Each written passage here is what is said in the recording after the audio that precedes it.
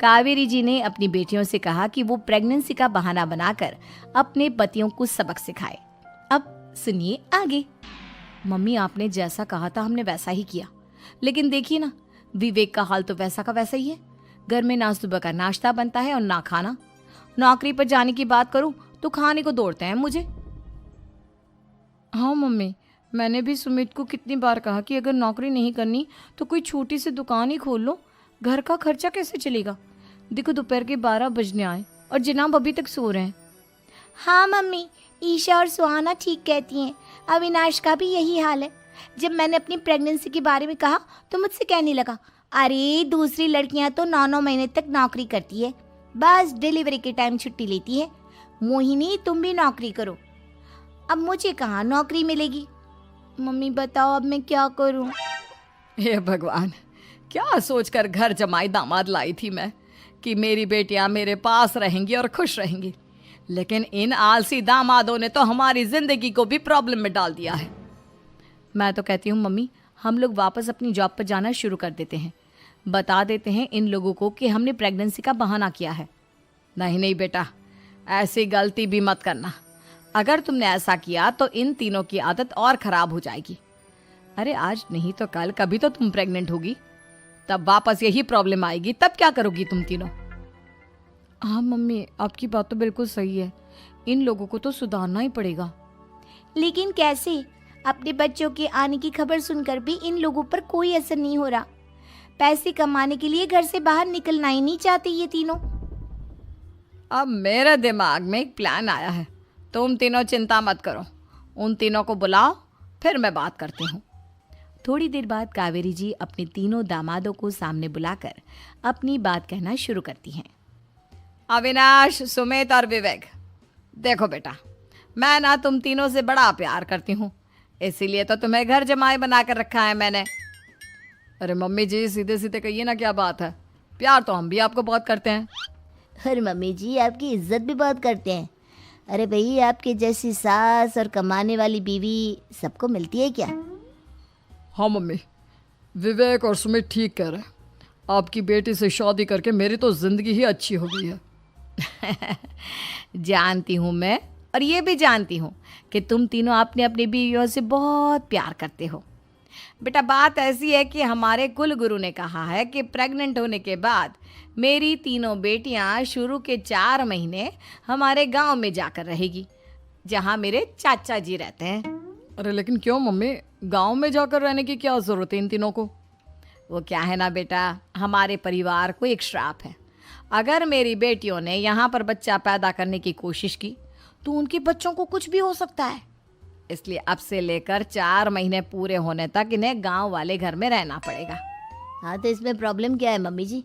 हम भी वहाँ जाकर रहेंगे, पिकनिक मनाएंगे। अरे भाई बीवी जहाँ, हम भी वहाँ। हाँ यार, आइडिया तो बहुत अच्छा है। शहर की ज़िंदगी में रह रहकर परेशान हो चुके हैं, अब कुछ दिन गांव में बिताएंगे।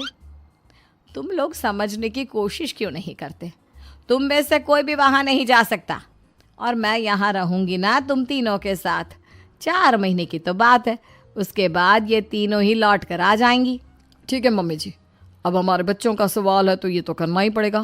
कावेरी अपनी तीनों बेटियों को कुछ दिन के लिए घर से बाहर कहीं दूसरे शहर में रहने के लिए भेज देती है।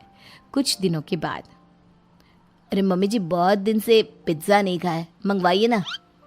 क्या बताऊं बेटा, पहले तो बेटियां खर्चा दे देती थी क्योंकि उनकी नौकरी थी, लेकिन अब तो मेरे पास पैसे ही नहीं बचे। थोड़े बहुत पैसे हैं जो बच्चों की डिलीवरी में काम आएंगे। लेकिन मम्मी जी, आपकी बेटियों को वापस आने में तो अभी बहुत वक्त बाकी है। वही सोच सोच कर परेशान हो रही हूँ। सोच रही हूँ कल से दूध भी बंद करवा देती हूँ। अब दूध वाले को देने के लिए पैसे भी तो नहीं है ना। अरे नहीं नहीं मम्मी जी, अगर दूध भी बंद करवा दोगी तो मुझे चाय कहाँ से मिलेगी? और चाय के बिना मैं तो मर ही जाऊंगा। क्या करूं बेटा, इसके अलावा हमारे पास कोई ऑप्शन नहीं है। मेरे पास पैसे ही नहीं बचे। इस तरह कावेरी जी धीरे धीरे अपने तीनों दामादों को पैसे देना बंद कर देती हैं और घर में खाने पीने की चीजें लाना भी बंद कर देती है। अब वो तीनों बुरी तरह से परेशान होने लगे थे और इसलिए एक दिन तीनों प्लान करके घर से बाहर निकलते हैं और बाजार में जाने के बाद, यार अच्छा खाना खाए हुए कितने दिन हो गए, पता नहीं कब अच्छा खाना मिलेगा। हमारी बीवियों के जाने के बाद तो हमारी हालत भिखारियों जैसी हो गई है यार। कुछ भी हो, मुझे तो आज पिज्ज़ा खाना ही खाना है। जेब में 1 रुपया नहीं है और पिज्ज़ा खाएगा, कहाँ से आएंगे पैसे? अरे देख वहाँ सामने बोर्ड पर क्या लिखा हुआ है, कंप्यूटर पर काम करने के लिए एक आदमी की आवश्यकता है। भाई मैं तो जा रहा हूँ, काम करूँगा और शाम तक पैसे लाकर आराम से पिज्ज़ा खाऊंगा। जा जा, तुझे कोई काम नहीं देने वाला, हम तो घर जा रहे हैं। चल भाई सुमित। सुमित और अविनाश वहाँ से चले जाते हैं और विवेक उस कंप्यूटर शॉप पर सारा दिन काम करके 5,000 रुपये कमा कर घर लौट कर आता है और अपने खाने के लिए अच्छी अच्छी चीज़ें भी लेकर आता है। ये देखकर विवेक और सुमित के दिल में भी कुछ पैसे कमाने की इच्छा जागती है। अरे सुबह सुबह कहाँ चल दिए तुम? मम्मी जी एक बहुत अच्छी जगह मिली है, कंप्यूटर पर काम करने के 5,000 मिले थे कल मुझे। अगर रोज़ काम करूँगा तो पूरे 40,000 की तनख्वाह। अरे वाह, ये तो बहुत अच्छी बात है दामाद जी, आपको जाना ही चाहिए। सुमित और अविनाश विवेक को इस तरह तरक्की करते देखकर परेशान हो जाते हैं और वो दोनों भी काम की तलाश में निकल पड़ते हैं। धीरे धीरे उन दोनों को भी काम मिल जाता है। अब कावेरी के तीनों दामाद छोटी मोटी नौकरी करके अच्छा पैसा कमाने लगे थे। एक दिन कावेरी उन्हें अपने पास बुलाती है। अरे वाह, विवेक 40,000 कमा लेता है, अविनाश 60,000 और सुमित तुम भी 40,000 के आसपास कमा ही लेते हो। कुल मिलाकर तुम अच्छे खासे पैसे कमा रहे हो बेटा। हाँ मम्मी जी, बहुत मज़ा आता है जब महीने के एंड में मोटी रकम हाथ में आती है। पूछिए मत मम्मी जी, घर में रहकर रोटी बना बना कर और तो जैसा महसूस होने लगा था मुझे तो। हाँ बेटा, तुम तीनों की बात तो बिल्कुल ठीक है। और जानते हो, अब तुम तीनों की पत्नियां भी वापस लौट कर आने वाली है।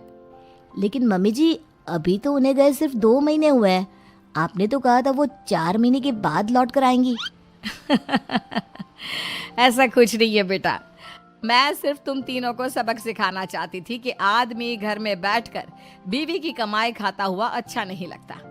इस दुनिया में हर इंसान को मेहनत करनी चाहिए, काम करना चाहिए, चाहे वो औरत हो या आदमी, ताकि अपने परिवार को संभाल सके।